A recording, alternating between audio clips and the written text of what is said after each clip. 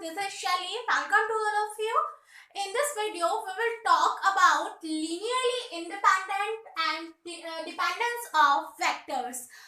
कैसे हम linearly independence find out करते हैं और कैसे vectors को dependent दिखाते हैं, और एक और टॉपिक की बात करेंगे रैंक ऑफ द मैट्रिक्स. इसी की हेल्प से कैसे हम रैंक फाइंड आउट कर सकते हैं. Okay, let's see. Firstly, we will talk about linearly independence of vectors. यहाँ मैं कुछ vectors का set consider कर रही हूँ. A finite set of vectors alpha 1, alpha 2, alpha n is said to be linearly independent if. आप definition को ध्यान से देखिएगा. A finite set of vectors is said to be linearly independent if. अगर हम उसका लीनियरली कॉम्बिनेशन ले लेते हैं, linear combination a1 alpha 1 plus a2 alpha 2 plus an alpha n equal to 0. हमने ये एक लीनियर कॉम्बिनेशन ले लिया.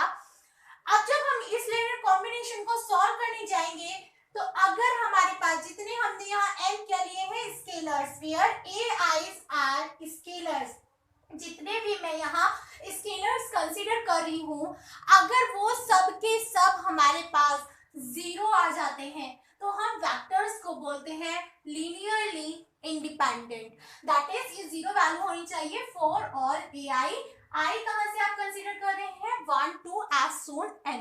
ओके, नेक्स्ट हम बात करते हैं डिपेंडेंसी की. वेक्टर्स कब हमारे डिपेंडेंट होंगे.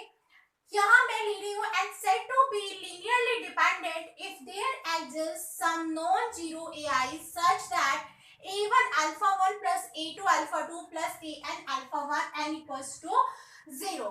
That is हम कह रहे हैं कि अगर हमारे पास कुछ non-zero ai's आ जाएं, कुछ non-zero आ जाएं. अभी जब हम li के बारे में बात कर रहे थे तो हमने कहा था कि हमारे पास में सारे के सारे स्केलर 0 हो जाने चाहिए, राइट. अभी हम यहाँ बात कर रहे हैं कि हमारे पास कुछ स्केलर्स कैसे आ जाने चाहिए, नॉन जीरो आ जाने चाहिए. अगर स्केलर्स नॉन जीरो हुए हमारे पास में, कुछ भी एक एटलीस्ट एक नॉन जीरो तो हो, तो अगर नॉन जीरो आया तो हम बोलते हैं कि हमारा जो सेट ऑफ वेक्टर्स है वो कैसे हो जाएंगे, लीनियरली डिपेंडेंट हो जाएंगे. ओके, देख लेते हैं एक एग्जांपल की हेल्प से समझने की कोशिश करते हैं. एग्जांपल मैंने कंसीडर किया है, show that the vectors 3 4 -1 1 2 0 1 0 -1 are linearly dependent. यहाँ हम शो करेंगे इन वेक्टर्स को कि ये कैसे लीनियरली डिपेंडेंट बन रहे हैं. ओके, तो लीनियरली डिपेंडेंट होने के लिए हमें सबसे पहले क्या कंसीडर करना होगा, कुछ स्केलर्स लेने होंगे. जितने वेक्टर्स हैं उतने ही हम स्केलर्स कंसीडर करेंगे, फिर हम उसका लीनियर कॉम्बिनेशंस लेकर चलेंगे. तो यहाँ पहले मैंने वेक्टर्स को लिख लिया है. Let alpha 1 equals to 3 4 -1, alpha 2 equals to 1 2 0 and alpha 3 equals to 1 0 -1.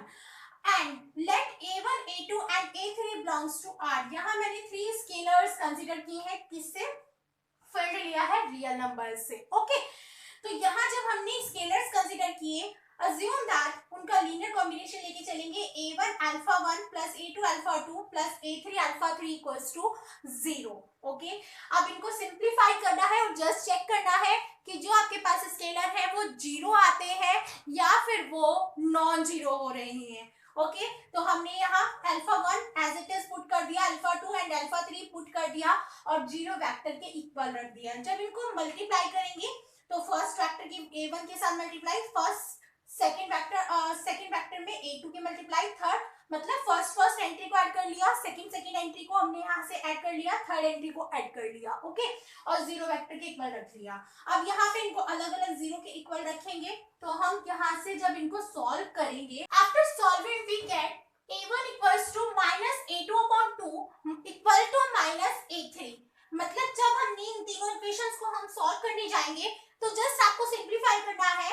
आप a3 की वैल्यू यहाँ से निकालेंगे तो यहाँ से -a1 आएगी और आप फर्स्ट इक्वेशन में इसमें पुट कर देंगे तो यहाँ से आपको a2 a3 के ऊपर बेस्ड रिजल्ट मिल जाएंगे. ये सब एक दूसरे के ऊपर क्या कर रहे हैं, डिपेंड कर रहे हैं. a1 a2 पर डिपेंड कर रहा है तो a2 a3 पर, तीनों एक दूसरे पर डिपेंड कर रहे हैं. तो यहाँ से जब हमारे पास हम यहाँ अगर कंसीडर कर ले a1 इक्वल टू 1 तो मुझे यहाँ से a2 और a3 की वैल्यू मिल जाएगी -2 एंड a3 की वैल्यू मिल जाएगी माइनस का 1। तो यहाँ से हम हमारे पास क्या रिजल्ट निकल के आता है, हम कह सकते हैं there exist non zero scalars such that 1 alpha 1। देखिए यहाँ पे हमने क्या लीनियर कॉम्बिनेशन लिया था, a1 alpha 1 plus a2 alpha 2 plus a3 alpha 3 0। तो a1 a2 a3 की अगर वैल्यू पुट करें तो क्या लीनियर कॉम्बिनेशन बनता है 1 alpha 1 minus 2 alpha 2 minus alpha 3 equal to 0। That is हमें यहाँ कैसे स्केलर्स मिल रहे हैं, नॉन जीरो।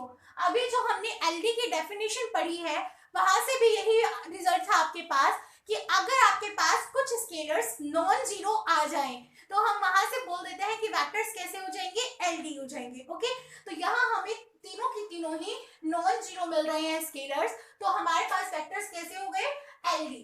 अगर यहाँ स्केलर्स की वैल्यू हमारे पास जीरो हो जाती तो हम वेक्टर्स को बोल देते कि ये हमारे पास एलआई हो जाएंगे, दैट इज लीनियरली इंडिपेंडेंट हो जाएंगे। ओके, इस तरीके से हम लीनियरली इंडिपेंडेंट और इंडिपेंडेंट को लीनियरली इंडिपेंडेंट और डिपेंडेंसी को चेक करते हैं। अब हम यहाँ से रैंक का कंसेप्ट भी देख लेते हैं, कैसे एलआई और एलडी से हम रैंक फाइंड आउट करते हैं। ओके, रैंक की बात करते हैं। रैंक में हम रो रैंक और कॉलम रैंक ऑफ मैट्रिक्स की बात करेंगे, यानी कि हम रो रैंक वाले प्रोसेस से भी रैंक निकालना सीखेंगे और कॉलम रैंक से भी। ओके, तो यहाँ रो रैंक निकालने की डेफिनेशन या उसका पैटर्न क्या होता है वो एक बार स्टडी कर लेते हैं। The maximum number of LI row vectors, हम एलाइ रो वेक्टर्स की बात करेंगे, of a matrix A is called its row rank and denoted by row rank A और RA। that is हमें अगर कोई मैट्रिक्स गिवन है तो हमें उसमें ally row vectors find out करने हैं कि मैक्सिमम से मैक्सिमम कितने एलाइ रो वेक्टर हैं। जितने भी मैक्सिमम एलाइ रो वेक्टर होंगे वही मैट्रिक्स की क्या होगी, रो रैंक होगी। Okay, similarly for column rank, column rank में क्या चेक करेंगे हम, the maximum number of ally column vectors of a matrix A is called its column rank। यहाँ हम maximum ally column vectors find out करेंगे। Okay, तो वो क्या कहलाएगी हमारे पास में, column rank, और it is denoted by column rank A और CA। ओके, इस तरीके से रैंक की बात करते हैं। तो हम एक एग्जांपल भी कंसीडर कर लेते हैं। Find the row rank and the column rank of the matrix A। Suppose that आपको ये कोई मैट्रिक्स A गिवन है, ये कितने ऑर्डर की है, 4 क्रॉस 4 की है। आपके पास ये 4 क्रॉस 4 मतलब 4 ऑर्डर की 4 रोज है आपके पास यहाँ, और 4 ही क्या है, कॉलम्स है, जैसा कि आप बोर्ड पर देख सकते हैं। तो यहाँ हमारे पास टोटल रोज होने वाली है 4, दैट इज 4 रो वेक्टर है, R1, R2 and R3 and this one is R4। 4 हमारे पास रो वेक्टर हैं। इसमें हमें रो रैंक भी बतानी है और हमें कॉलम रैंक भी बतानी है। तो हमें कुछ नहीं करना है, जस्ट अभी रो रैंक की डेफिनेशन पर चलते हैं। उस डेफिनेशन में हमें क्या कहा है कि आप maximum ally row vectors find out कर लीजिए। तो जस्ट जो आपके पास R1, R2, R3, R4 बन रहे हैं, आपको चेक करना है कि उनमें से कितने एलाइ हो रहे हैं और कितने एलडी हो रहे हैं। जितने एलाइ हो रहे होंगे वही क्या हो जाएगी, उसकी रो रैंक हो जाएगी। ओके, तो यहाँ मैंने हेयर कंसीडर कर लिया R1 this one, R2, R3 and R4, ये चारों के चारों रो वेक्टर्स हो गए। तो आप ऑब्जर्व करिए क्या R1, R2 और R3 आपके पास में क्या होंगे, एलाइ होंगे, जैसे क्योंकि R4 क्या है, जीरो वेक्टर, तो जीरो वेक्टर हमेशा लिखा जाएगा इन तीनों के कॉम्बिनेशन से, लीनियर कॉम्बिनेशन से जीरो वेक्टर को लिख सकते हैं। तो जीरो वेक्टर क्या बनेगा, एलडी बनेगा। एलआई एलडी की डेफिनेशन अभी जस्ट हम पढ़ के आए हैं। तो जीरो वेक्टर एलडी बनेगा। तो clearly the maximum number of LI row vectors in A are 3। तो आर ए इक्वल्स टू आपके पास क्या आ जाएगा, 3 आ जाएगा। ओके, इस तरीके से हम रो रैंक फाइंड आउट कर सकते हैं। Here C1, C2, C3, C4 are column vectors. हमारे पास 4 कॉलम वेक्टर्स हैं यहाँ पर, तो चारों के चारों कॉलम वेक्टर्स मैंने यहाँ लिख दिए हैं। ये C1, C2, C3, C4 are column vectors. तो आप यहाँ भी जस्ट क्या फाइंड आउट करेंगे, कितने कॉलम वेक्टर्स एलाइन है। तो चेक कर लेते हैं। यू कैन ऑब्जर्व C3 को आप C1 और C2 के लीनियर कॉम्बिनेशन से लिख सकते हैं। कैसे, आप C1 में 2 की मल्टीप्लाई कीजिए, C2 में 5 की मल्टीप्लाई कीजिए, तो you will get C3।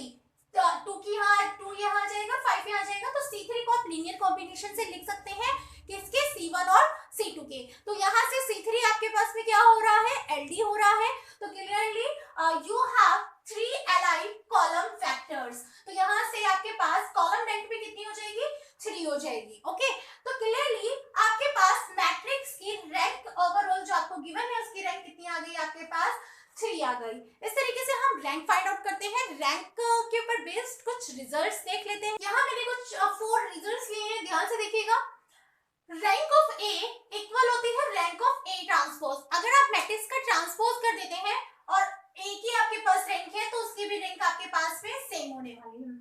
Second result is if A is a matrix of order m cross n। आपके पास कोई ऑर्डर m क्रॉस n की मैट्रिक्स है तो जो आपके पास रैंक होती है वो उनके मिनिमम से कम होगी, m cross n।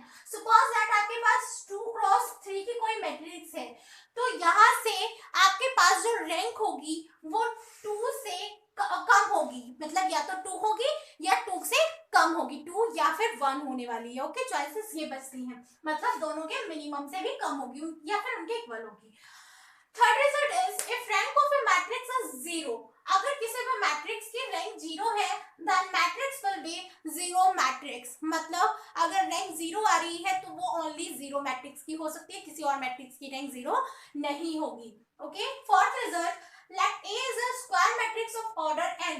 order n की अगर आपके पास suppose that कोई मैट्रिक्स है और वहां से हमारे पास जो रैंक आ रही है वो उस ऑर्डर के इक्वल आ रही है n के, तो वहां से ये रिजल्ट निकल के आता है कि जो डिटरमिनेंट होगा वो नॉन जीरो होगा, दैट इज मैट्रिक्स जो होगी वो नॉन सिंगुलर होगी। Okay, that is all vectors are li। Obviously rank की अभी हमने बात की, यानी कि अगर n है तो सारे वेक्टर्स li ही रहे होंगे, तभी रैंक ni ही है।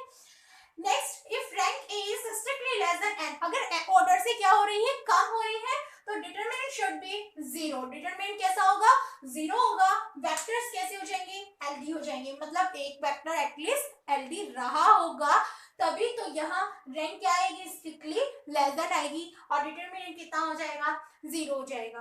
इस तरीके से रैंक के हमारे पास कुछ रिजल्ट्स होते हैं। रैंक को हम और भी अदर प्रोसेसेस से फाइंड आउट कर सकते हैं। नेक्स्ट वीडियो में हम इसके अदर प्रोसेस भी करेंगे यहाँ पर क्लियर। तो इस चैप्टर को कंटिन्यूअसली पढ़ने के लिए आपको चैनल पर कंटिन्यूअसली बने रहना जरूरी है। आप चैनल पर कंटिन्यूअसली बने रहिएगा, लाइक कीजिएगा, शेयर कीजिएगा और सब्सक्राइब कीजिएगा। साथ ही नोटिफिकेशन बेल को भी प्रेस कर दीजिएगा ताकि आप मेरी आने वाली सारी वीडियोस के आपको नोटिफिकेशन मिलते रहे। ओके, टेक केयर, मिलते हैं नेक्स्ट वीडियो में।